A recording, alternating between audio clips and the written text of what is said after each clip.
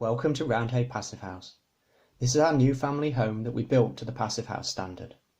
We started our project in 2015 when we bought a 1960s detached house in mature gardens. Having explored options to renovate and retrofit the house, we soon concluded that to achieve what we wanted, we would have to knock down and rebuild the house. The beauty of self-building is that you can add features to the house that you couldn't get in an off-the-shelf design.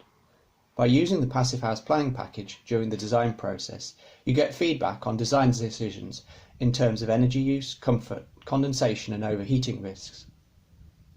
We've created a space that we really love in this house. The open plan living area, the feature hallway, the reading area, the cozy music room and the office.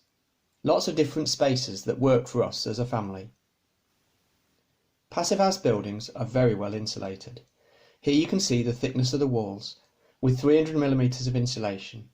There's another 350mm below the floor and 350mm of insulation in the roof. This continuous insulation all around keeps the house warm in the winter and helps to keep it cool in the summer. The windows are a critical part of the house. When we've got that much insulation in the walls, the windows become the weak point. Triple glazed and positioned in the middle of the wall insulation, they keep the heat in winter, but they also have warm inside surfaces, which is important for comfort and avoiding condensation around the edges. In the summer, it's important that the windows are openable, and we have openable windows in every room.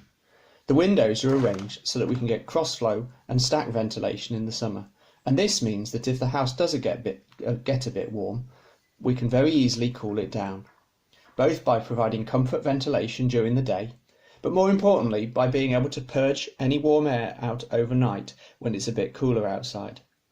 This way our house stays comfortable even when it is hot outside. In the winter we want to keep as much heat as we can inside the building, and so during the winter we tend not to open windows, although there's no reason you can't. Our ventilation is provided by a mechanical ventilation with heat recovery unit. So, as the children call it, this is Paul's bedroom. This is Paul. Paul is a mechanical ventilation with heat recovery unit. That means that fresh air is supplied to all of the living spaces, so the living room and the bedrooms. Moist air is extracted from the kitchen and the bathrooms continuously. So we always have fresh air in the house. But inside Paul is a heat exchanger, so we recover back most of the heat from the air that's being extracted, and that's put back into the air that's coming in. So we have fresh air, but it's warm fresh air. So during the winter, that reduces the amount of heating that we need, but it also means that the house is very comfortable because there are no uncomfortable drafts. So what you're looking at here is how we change the filters on the MVHR, just to show you how easy it is. So we just take that red cover off, we open the insulated cover here, and then we just slide the filters out and slide new filters in. This is an example of an intake filter, and you can see how much dirt this collects from the external air in just a few months. To help to keep the house nice and cool in summer, we were careful not to put too many windows on the south side of the house. So we want to get the benefit of the sun in the winter to help to heat the house, but we don't want to create overheating in the summer.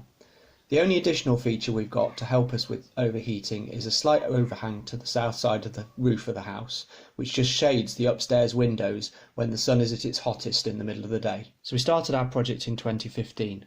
So 5 years on, and after living in the house for 2 years, would we have done anything differently? We chose to build the house in masonry so that we could use the skills of a local builder. But I think if we started the project now, we might choose to use a timber frame and wood fibre based insulations to reduce the embodied energy of the materials. The levels of comfort and the quality of the internal air in this house are amazing, and you kind of get used to it and only really realise just how different it is from most houses in the UK when you go and stay somewhere else. This house never has stuffy air. It's always fresh. It's always warm and comfortable, but it's very easy to manage the house within a comfortable range of temperatures. It stays cool in the summer, so long as you do open windows to vent out any warm air at night time, but it's designed so that that's easy to do. And in the winter, with the mechanical ventilation with heat recovery, and the high performing walls and windows, it really doesn't need a lot of heating to keep it warm.